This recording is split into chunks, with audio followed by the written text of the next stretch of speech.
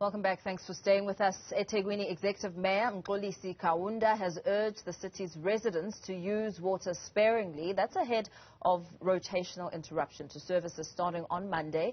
Kaunda has also cautioned residents against protests, saying the city is hard at work trying to restore water. The Metro municipality says the imminent interruption is as a result of maintenance work at 2 key pipelines that were damaged by the April floods.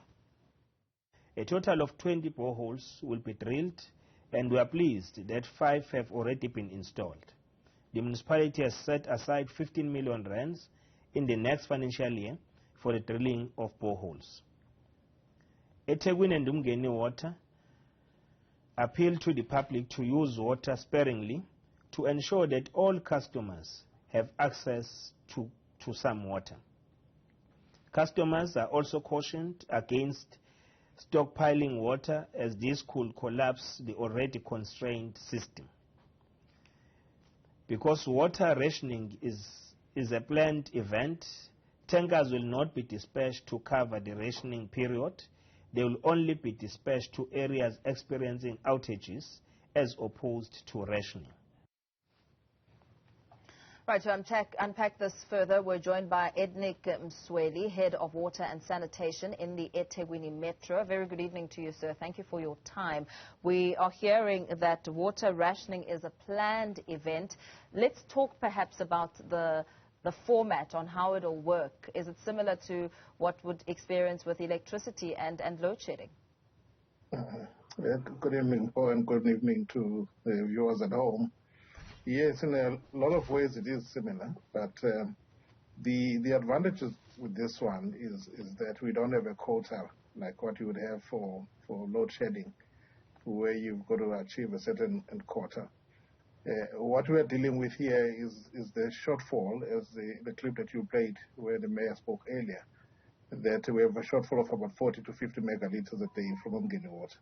So effectively, if we can make up for that loss through saving, in fact, that's what we would like to see first, our residents just saving water. So if they can save the same amount of water, then you're not compelled to have this shedding or rationing as long as we are actually planning to have it.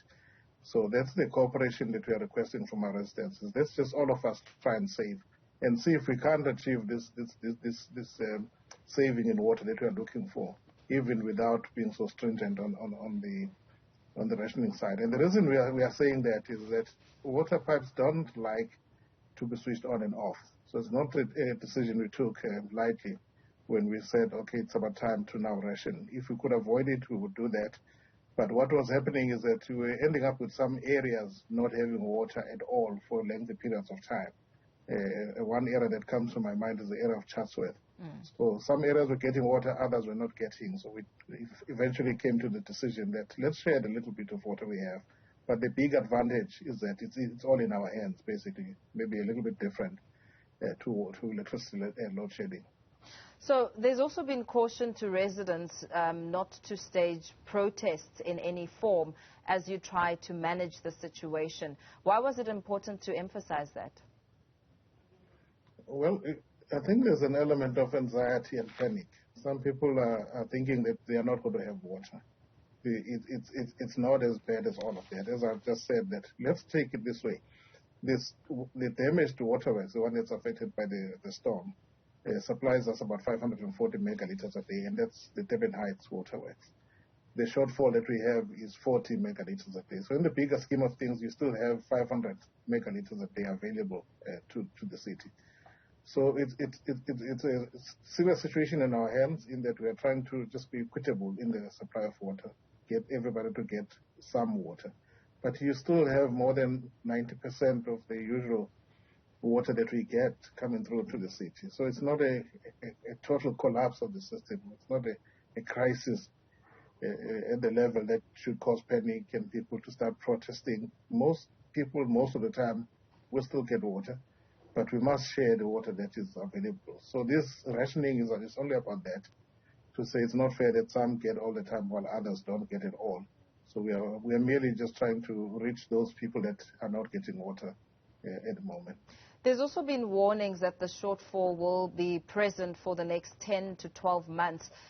In the interim, as you continue your work, I mean, what's the plan in terms of how this work will allow the complete restoration of these pipes and damage? I'm really hopeful that we're going to get the cooperation and that there will be a reduction in consumption. Outside of that, those timelines have come from Umgeni Water, who's our bulk supplier. They've indicated to us that they need that amount of time to fix the pipes that needed to be fixed.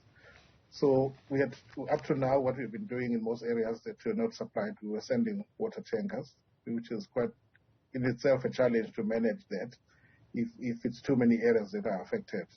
That's also quite costly. So, but that's the first reaction, is to send the water tankers. We have also now started, as the mayor again alluded to that, drilling boreholes in some of the rural areas. We are going to do that. And really, then this is a last resort, is this rationing that we're doing. But what we are going to do is we're going to monitor the impact of this very closely. So if we ration on a Monday and we think there's no need on a Tuesday because our reservoirs are all looking healthy, then we won't just ration for the sake of rationing. It will be done because there's a compelling need for us to do that. But we are all just saying, let's brace ourselves. We are in a situation here, and until all of these repairs on Umgeni Water side are completed, all of us have to play our part. And the best way to play your part is just use less water. As you made mention of Chatsworth, I mean, we know that the residents there were up in arms saying that they have no water, they have no electricity, and residents were also complaining about a lack of communication from the municipality regarding the water situation. So how are you going to ensure that there's effective and adequate communication between communities and the department? Really, one would hope that our residents monitor channels of communication like the one we are using right now, because there's been extensive communication. On our city website, we give updates there. Regular updates are also just go out as and when things change. It depends. You communicate when there's something to communicate. Obviously, and we also have our staff that go to the ground in specific areas. And then, but most of the time, we also communicate via our councillors. So we update councillors so that they can update their ward, their people. More than that, really, we're using all channels that are available to us. This really has been extensive communication. It's unfortunate if some people are still missing it. Yeah, it would be important because some people don't even have television, or, you know, the floods were really devastating to many people's lives, and of course they have no access to many mediums of communication. So it would be important for the word to be also, you know, to be communicated perhaps through pamphlets and these community meetings, because the situation is really devastating. We have heard people say they have nothing. They mean they have absolutely nothing. So it really is one that's quite important. I fully agree. But even our leadership in the city has been in and out of these areas. Chatsworth is a bit of a new problem, but the one that we were dealing with before was, for example, Tongat.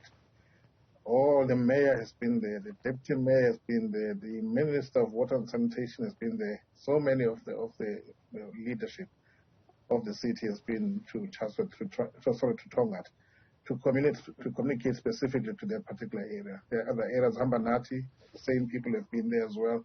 So where it's warranted, we have been there, but we can only keep improving. I fully agree with you.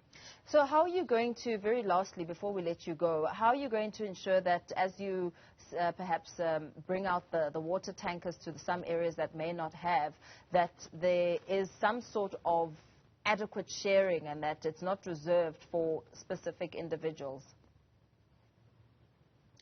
Sometimes, you know, we have a plan, and a deployment plan for water tankers, and we try as best as possible to stick to that.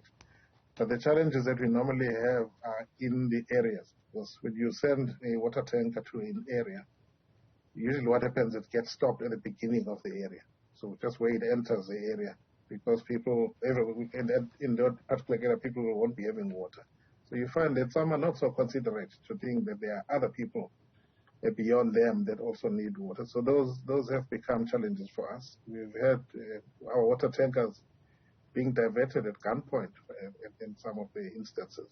So that's where the difficulty is. So then you'll find people in the same area saying that we've never seen a water tanker when the municipality is sending water tankers.